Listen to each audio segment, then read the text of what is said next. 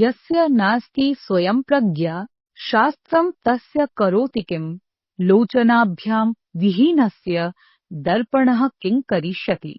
अयि अध्ययनशीलाः नित्यं शास्त्रावगाहने लीनाः संस्कृतकार्यक्रमेभ्यः दत्तावधानाः विद्वांसः श्रोतारः संस्कृतजगतः प्रसिद्धे एतस्मिन् साप्ताहिकी कार्यक्रमे अहं ऋचा झा भवतां समीक्षां सादरं सश्रद्धं च स्वागतं करोमि। प्रियाः श्रोतारः जानन्ति एव भवन्तः यत् साप्ताहिकी कार्यक्रमस्य प्रत्येकस्मिन् अंके ज्ञानवर्धनाय प्रस्तूयते सुभाषितमेकम्। न केवलं ग्रन्थाधारितस्य ज्ञानस्य वर्धनाय अपितु अनुभववर्धनाय अत्यन्तम् उपयोगि भवति एतत् सुभाषितम्। आगच्छन्तु तर्हि शृण्मः अस्य कार्यक्रमस्य प्राणभूतम् अद्यतनं सुभाषितम् यच्च प्रस्तौति अस्माकं सहयोगिनी साधना शर्मा। उष्ट्राणां विवाहेषु गीतं गायन्ति गर्दभाः परस्परं प्रशंसन्ति अहो रूपम् अहो ध्वनिः। ऊंटों के विवाह में गधी गीत गा रहे हैं।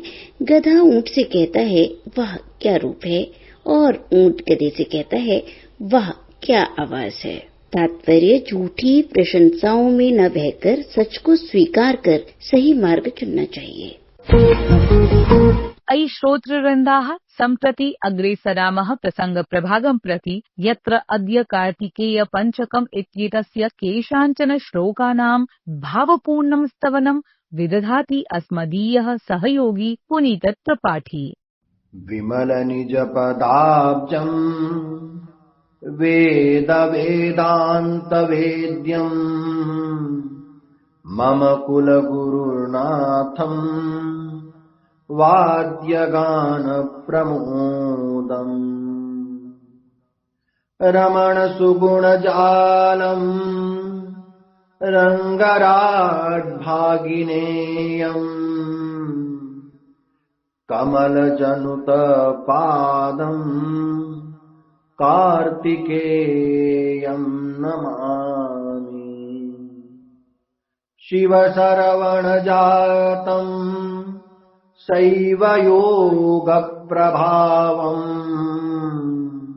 भवहित गुरुनाथम् भक्त वृंद प्रमोदम् नवरस मृदु पादम् नाथ ह्रींकार रूपम् कवन मधुर सारम् कार्तिकेयम् भजामि।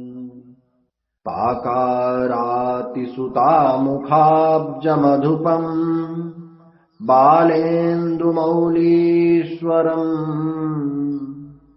लोकानुग्रहकारणम् शिवसुतम् लोकेशतत्त्वप्रदम् राकाचन्द्रसमान चारुवदनम् रम्भोरुवल्लीश्वरम्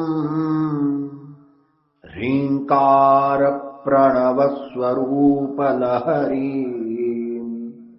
श्रीकार्तिकेयम् भजे श्रीकार्तिकेयम् भजे। सुन्दरम्।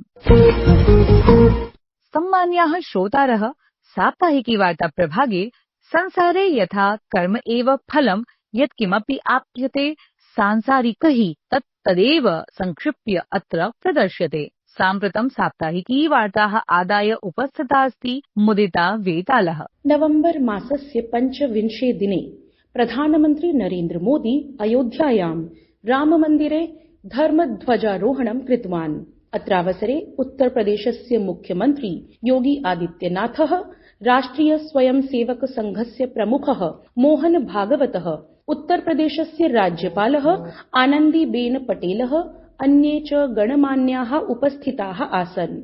नवम्बर 26 देशे संविधान दिवसः आमानितः। अत्रावसरे राष्ट्रपतिः द्रौपदी मुर्मुः नवदिल्लीस्थे संविधान सदनस्य केन्द्रीय कक्षे संविधानस्य प्रस्तावनां पठितवती। संयुक्तराष्ट्रेण आगामि महासचिवस्य चयनाय औपचारिक प्रक्रिया आरब्धा। अवधेयं यत् संयुक्तराष्ट्रमहासचिवस्य भावि कार्यकालः 27-उत्तर-2000 वर्षे जनवरी मासे प्रारप्स्यते। भारत दक्षिण अफ्रीका दलयोः क्रिकेट निकष श्रृंखला दक्षिण अफ्रीका दलेन विजिता। धन्यवादः।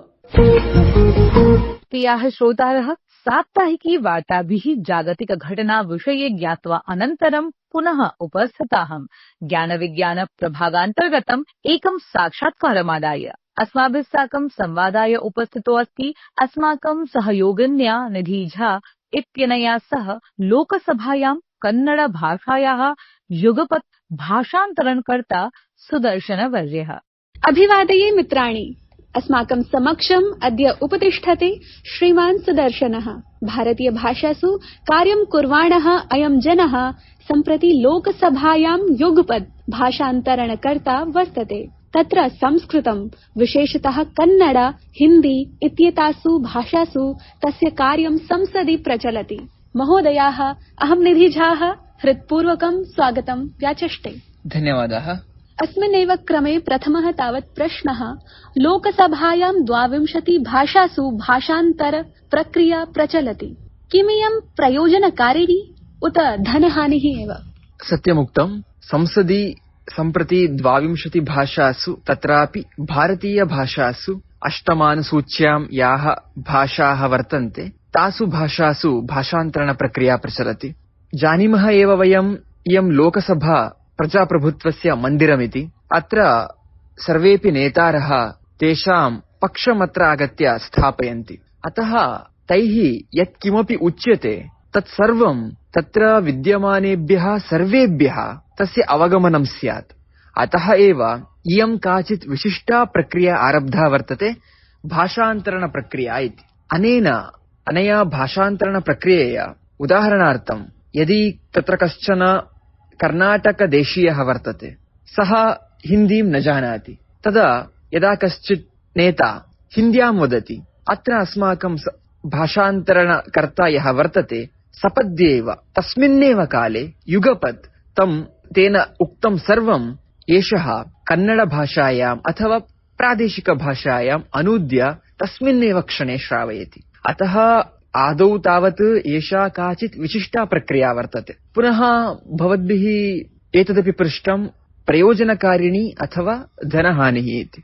सत्यं तथा भासेत, आदौ धनहानिः इति भासेत, परन्तु इयं प्रयोजनकारिणी एव वर्तते। यतोहि यावत् भाषा इत्युक्ते एका संवहनक्रिया वर्तते। भाषायाः माध्यमेन एव वयम् अन्यैः यद् उक्तं वर्तते तत्सर्वं ज्ञातुं प्रभवामः।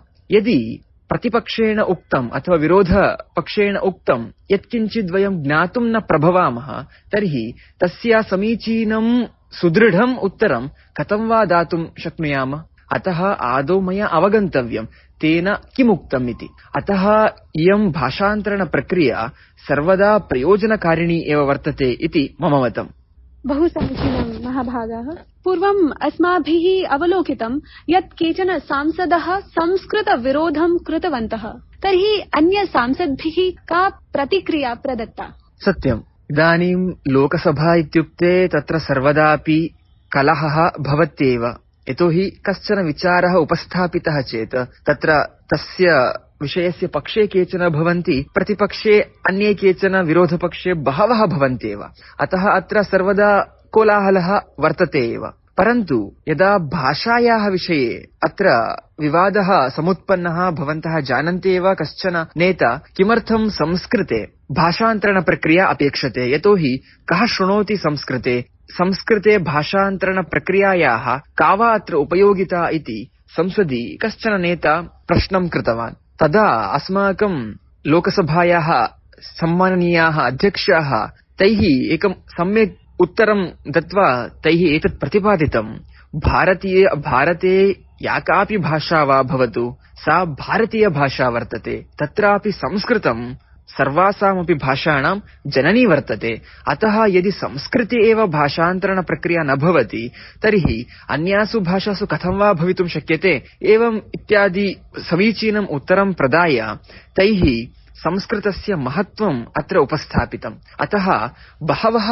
अत्र नेतारः संस्कृतस्य पक्षे एव वर्तन्ते। यदा निर्वाचनानन्तरं वयं तेषां प्रतिज्ञा स्वीकारसमये वयं पश्यामः, बहवः नेतारः संस्कृते एव तेषां प्रतिज्ञावाचनं कुर्वन्ति। एवं प्रकारेण लोकसभायां संस्कृतस्य कृते इदानीमपि महत्त्वं वर्तते, अग्रेपि महत्त्वं भवति इत्यत्र संशयः एव नास्ति। धन्यवादाः।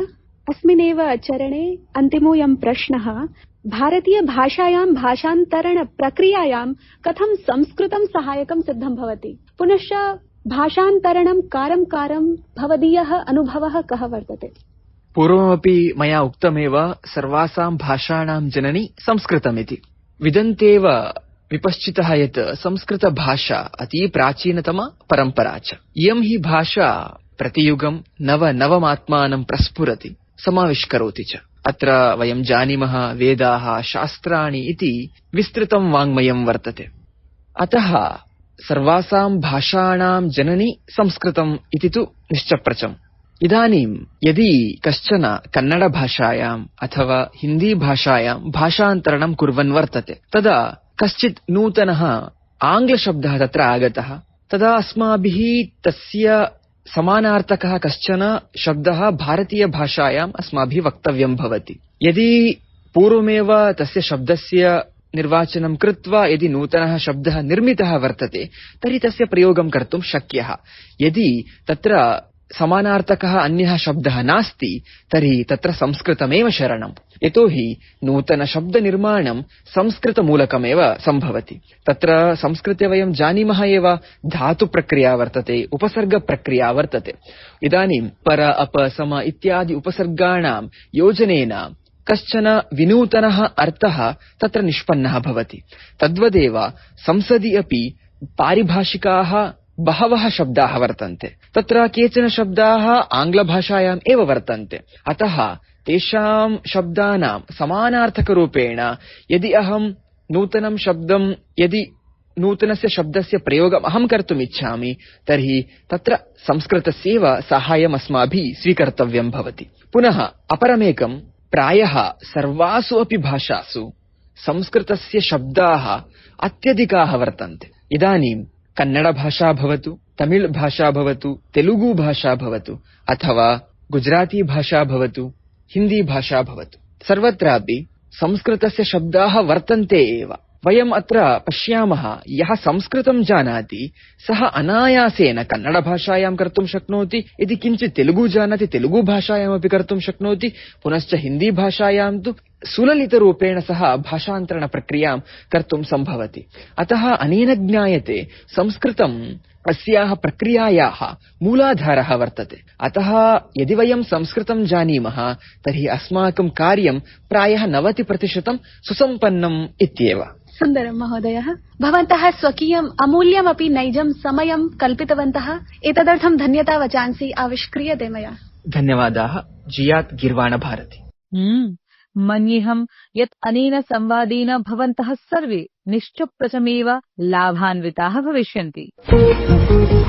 अयि रसिकाः श्रोतारः, आगच्छन्तु संस्कृत दिग्दर्शन प्रभागे, यत्र विश्वे संस्कृत संवर्धनाय अनुष्ठितानां कार्यक्रमाणां विषये सविस्तरं संसूचयति अस्मदीया सहयोगिनी रिंकू जोशी। देशेऽस्मिन् प्रतिष्ठितैः त्रिभिः केन्द्रीय संस्कृत विश्वविद्यालयैः देहलीस्थिते श्री लाल बहादुर शास्त्री राष्ट्रिय संस्कृत विश्वविद्यालये दक्षिणाम्नाय श्री शारदापीठस्य पीठाधीश्वरस्य अनन्त श्री विभूषित जगद्गुरु शंकराचार्य श्री विधुशेखर भारतीत्यस्य अध्यक्षतायां गुरुनमस्या नाम्ना संस्कृत सम्मेलनस्य भव्यं समायोजनं सम्पन्नम्। कामेश्वर सिंह दरभंगा संस्कृत विश्वविद्यालयेन संस्कृत शिक्षा बोर्ड इत्यस्य संयुक्त सभायां शैक्षणिक समयतालिका निर्माणस्य, छात्र संख्या संवर्धनस्य समन्वये च विशिष्टं बलं प्रदत्तम्। कवि कालिदास संस्कृत विश्वविद्यालयेन राष्ट्रिय पुस्तक प्रदर्शन्यां सहभागिता प्रदत्ता। कवि कालिदास संस्कृत विश्वविद्यालयः, कामेश्वर सिंह दरभंगा संस्कृत विश्वविद्यालयः च उभयोः विश्वविद्यालयोः संविधान उद्देशिकायाः वाचनम् अभवत्। मणिपुरस्य राधा माधव आदर्श संस्कृत महाविद्यालये ज्योतिर्विज्ञान विषये फैकल्टी डेवलपमेंट इत्याख्यस्य कार्यक्रमस्य आयोजनं भवति। राष्ट्रिय संस्कृत विश्वविद्यालयस्य तिरुपति एवं केन्द्रीय संस्कृत विश्वविद्यालयस्य श्री रघुनाथ कीर्ति परिसरे अपि संविधानस्य प्रस्तावनायाः प्रतिज्ञा गृहीता। केन्द्रीय संस्कृत विश्वविद्यालयस्य जयपुर परिसरे हमारा संविधान हमारा अभिमान इत्यस्मिन् विषये स्वतन्त्र परिचर्चायाः आयोजनम् अभवत्। अयि संस्कृत समाराधिकाः अद्य बालवल्लरी प्रभागे सुषमा कुमारी प्रस्तौति प्रहेलिकाः। बालाः अद्य वयं बाल मनोवल्लर्यां प्रहेलिकायाः पाठं करिष्यामः। यो जानाति सः पण्डितः। प्रथमा प्रहेलिका अस्ति भोजनान्ते च किं पेयम्, जयन्तः कस्य वै सुतः, कथं विष्णुपदं प्रोक्तम्, तक्रं शक्रस्य दुर्लभम्, भोजनस्य अन्ते किं पानीयम्, उत्तरमस्ति तक्रं पानीयम्, जयन्तः कस्य सुतः, जयन्तः शक्रस्य सुतः, विष्णोः सान्निध्यं कथम् उक्तम्, विष्णोः सान्निध्यं दुर्लभमुक्तम्। द्वितीया प्रहेलिका अस्ति न तस्यादिर्न तस्यान्तो मध्ये यस्तस्य तिष्ठति तवाप्यस्ति ममाप्यस्ति यदि जानासि तद्वद। विवरणमत्र अस्ति तस्य आदिः नास्ति, तस्य अन्तः अपि न अस्ति, तस्य मध्ये यः तिष्ठति तत् तव अपि अस्ति मम अपि अस्ति, यदि जानासि तद्वद। उत्तरमस्ति नयनम्। तृतीया प्रहेलिका वृक्षस्याग्रे फलं दृष्टं फलाग्रे वृक्ष एव च, अकारादिं सकारान्तं यो जानाति सः पण्डितः। अत्र विवरणम् वृक्षस्य अग्रे फलं दृष्टं, फलस्य अग्रे वृक्षः एव च, अकारस्य यस्य आदिः तथैव सकारः यस्य अन्ते अस्ति, तत्पदं यः जानाति सः पण्डितः। अकारः आदि, सकारः अन्ते। उत्तरं जानासि वा? उत्तरमस्ति अनानासफलम्। प्रियाः सहृदयाः श्रोतारः, बालवल्लरी प्रभागानन्तरम् अग्रिमः प्रभागो अस्ति एकं भारतं श्रेष्ठं भारतमिति, यत्र अस्माकं सहयोगी ललितमोहन तिवारी श्रावयति संस्कृत हिन्दी पञ्जाबी भाषासु कानिचन वाक्यानि। प्रथमं वाक्यमस्ति धर्मेन्द्रः भारतीय चलच्चित्र क्षेत्रस्य लोकप्रिय अभिनेता अस्ति। धर्मेन्द्र भारतीय फिल्म उद्योग के मशहूर और लोकप्रिय अभिनेता हैं। पंजाबी भाषा में धर्मेन्द्र भारतीय फिल्म उद्योग दे बहुत ही मशहूर ते लोकप्रिय अभिनेता हैं। द्वितीयं वाक्यमस्ति सः ही मैन इति नाम्ना अभिप्रसिद्धः अस्ति। उन्हें ही मैन के नाम से भी जाना जाता है। पंजाबी भाषा में उन्हां ही मैन दे नामनाल जाना जाता है। तृतीयं वाक्यमस्ति धर्मेन्द्रेण बहुषु चलच्चित्रेषु उत्तमम् अभिनयं कृत्वा जनानां हृदयानि जितानि। धर्मेन्द्र ने अनेक सफल फिल्मों में अभिनय करके दर्शकों का दिल जीता है। पंजाबी भाषा में धर्मेन्द्र ने अनेक सफल फिल्मां च अभिनय किया है ते दर्शकां दा दिल जीता है। चतुर्थं वाक्यमस्ति चलच्चित्र क्षेत्रेण सह राजनीतौ अपि सक्रियः आसीत्। फिल्मों के साथ साथ वे राजनीति में भी सक्रिय रहे। पंजाबी भाषा में फिल्मां ने नाल-नाल ओ राजनीति विच भी सक्रिय रहे हन। अयि श्रोतृजनाः, अधुना तु कालः समायातः प्रस्थानवेलायाः। अग्रिमे सप्ताहे अस्मिन्नेव काले अभिनवमेकमङ्कमादाय पुनः उपस्थास्यामहे। तावत्पर्यन्तं भवन्तः कार्यक्रममालक्ष्य स्वकीयान् विचारान् प्रकाशयितुम् अर्हन्ति। एतदर्थम् अस्माकम् अन्तर्जालीय सम्पर्कसूत्रमस्ति nsdsanskrit@gmail.com इति। भवेत् तावत् मङ्गलम्।